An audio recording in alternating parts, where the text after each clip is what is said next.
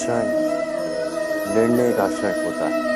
प्रत्येक पद पर दूसरे पद के विषय में कोई निर्णय करना ही पड़ता है और निर्णय अपना प्रभाव छोड़ जाता है। आज किए गए निर्णय भविष्य में सुख अथवा दुख निर्मित करते हैं, ना केवल अपने लिए, अपने परिवार के लिए, आने वाली पीढ़ियों के लिए।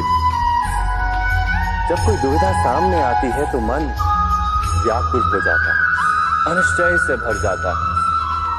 निर्णय का वो क्षण युद्ध बन जाता है और मन बन जाता है युद्ध भूमि। अधिकतर निर्णय हम दुविधा का उपाय करने के लिए नहीं, केवल मन को शांत करने के लिए लेते हैं। पर क्या कोई दौड़ते हुए भोजन कर सकता है? नहीं। तो क्या युद्ध से जूझता हुआ मन कोई योग्य निर्णय ले पाएगा? वास्तव में शांत मन से जब कोई निर्णय करता है तो अपने लिए सुखद भविष्य बनाता है। किंतु अपने मन को शांत करने के लिए जब कोई निर्णय करता है तो वो व्यक्ति भविष्य में अपने लिए कांटों भरा वृक्ष लगाता है। स्वयं विचार कीजिएगा।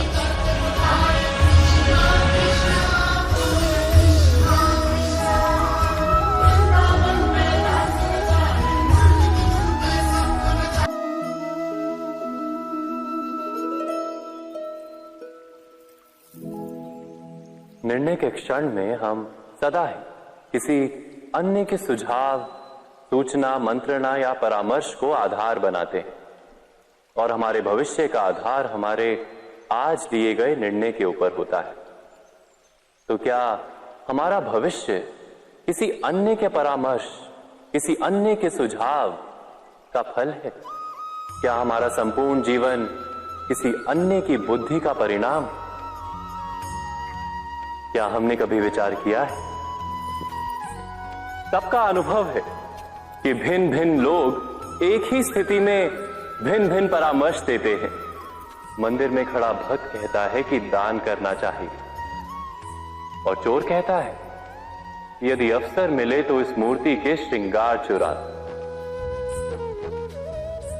धर्म से भरा हृदय धर्ममय सुझाव देता है और अधर्म से भरा हृदय अधर्म का परामर्श देता है। धर्म में सुझाव का स्वीकार ही मनुष्य को सुख की ओर ले जाता है, किंतु ऐसे परामर्श का स्वीकार करना तभी संभव होता है जब हृदय में धर्म हो। अर्थात किसी का सुझाव अथवा परामर्श स्वीकार करने से पूर्व स्वयं अपने हृदय में धर्म को स्थापित करना क्या आवश्यक नहीं? स्वयं विचार कीजिए।